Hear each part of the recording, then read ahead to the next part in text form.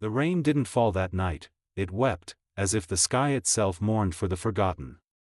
New York pulsed with its usual rush, umbrellas colliding, cabs honking, neon signs reflecting across puddles like shattered dreams. Yet in the middle of the city's frantic heartbeat sat a little girl no one saw. She was curled beside the fogged window of a small bakery, drenched, trembling, her tiny fingers wrapped around an empty paper cup that held more hope than coins. People passed her like she was a ghost of the city, present, but unseen. Her voice barely carried through the storm. "Do you have any expired cake?" It wasn't money she asked for, not warmth, not shelter, just something old. Something unwanted. Something that everyone else threw away. And then he saw her. Ethan Cole. Billionaire. CEO. Powerhouse. A man who had built an empire so tall it scraped the sky, yet somehow still couldn't fill the hollow silence inside his life. His car should have kept going.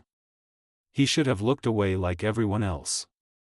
He had no reason to stop for a child the world had already discarded, but something in her eyes, gray, tired, far too old for a face so young, reached into a part of him he thought had died long ago. When Ethan stepped into that rain, he didn't know he was stepping into the story that would redefine his soul.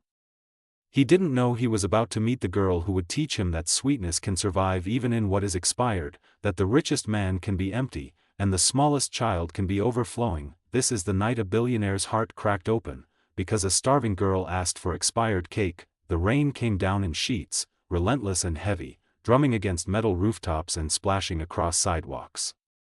It wasn't a polite drizzle or a sudden storm, it was a downpour that felt personal, like the sky had decided to let out years of stored grief all at once. New York didn't slow down for weather, New York didn't slow down for much at all. People hurried past, clutching umbrellas that flipped inside out, shielding themselves from the soaking wind.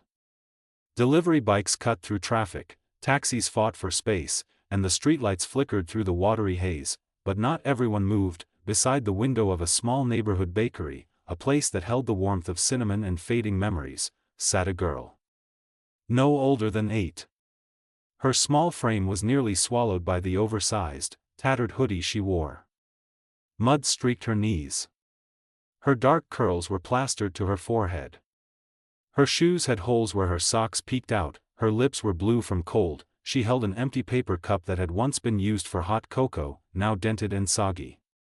She didn't shake it for attention. She didn't beg. She simply clutched it like a lifeline, staring through the foggy glass at a cake in the display, a forgotten one pushed aside, no longer fresh enough to sell. When people rushed by, she spoke quietly. So quietly most didn't hear or didn't care. "Do you have any expired cake? Please."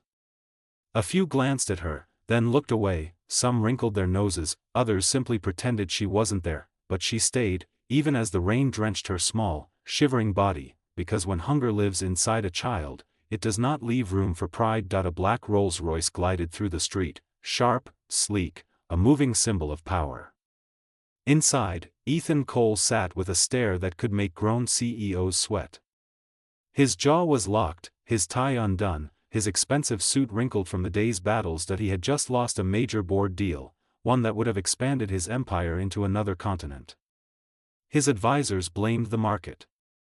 Ethan blamed himself. He always blamed himself. The city lights reflected in the tinted windows, shimmering like fractured constellations.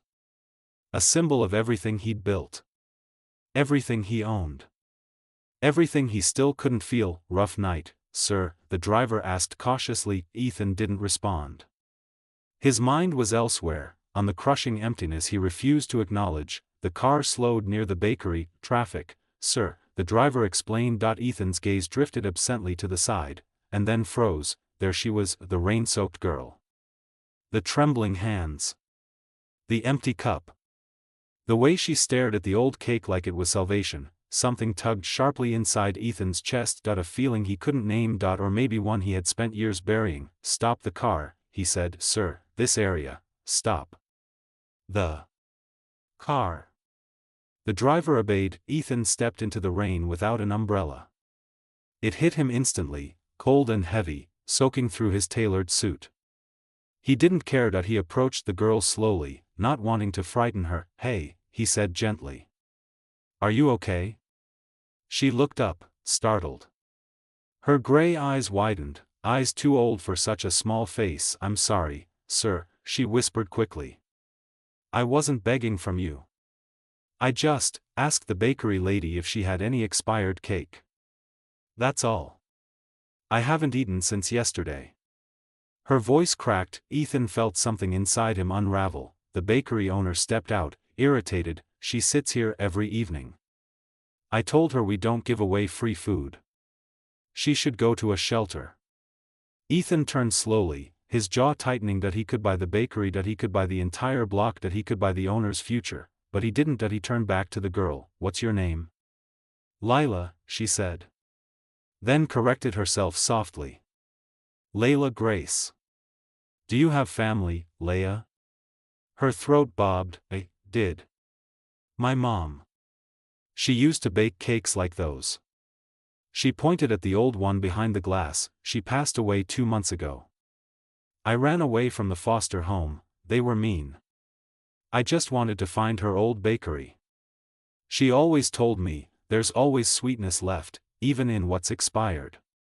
Her voice was so full of longing it made the rain feel colder. Ethan's chest tightened. That he knew what it meant to lose someone. To be surrounded by people and still feel entirely alone. That he didn't reach for his wallet. Something told him this moment wasn't about money. That he walked into the bakery and bought the entire old cake, for her, he said simply. The owner stared at him like he was crazy. But Ethan didn't care. That he carried the cake outside and set it between them. Leia hesitated, then reached out with trembling fingers.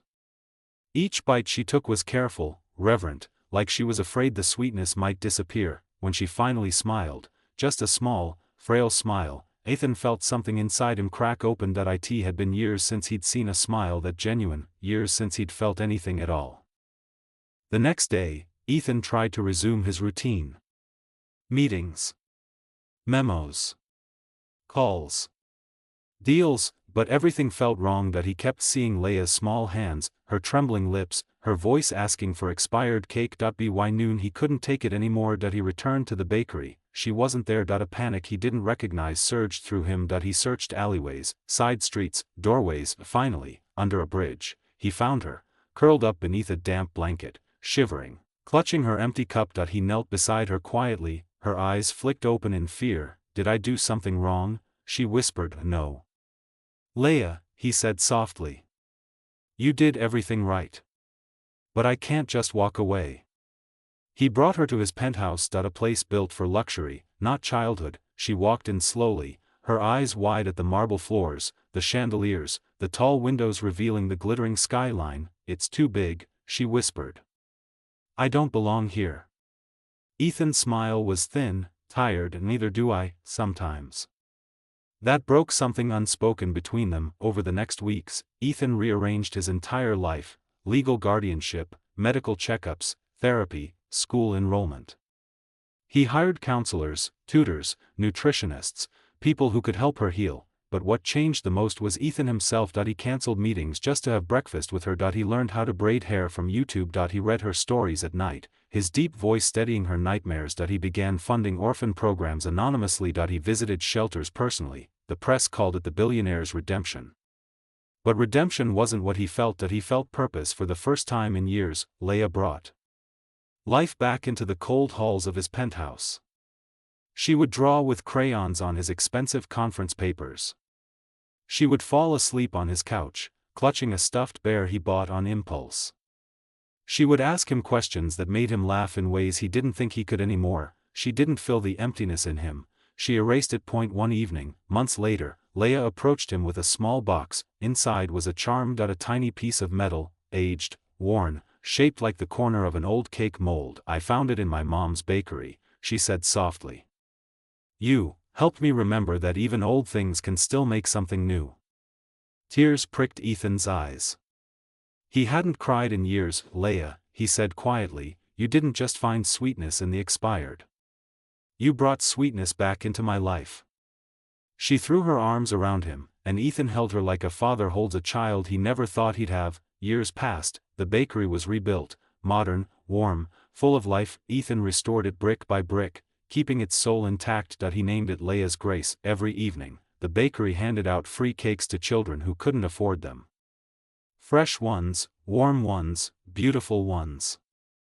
No child ever had to ask for expired cake again. Above the door hung a simple sign: there's always sweetness left, even in what's expired.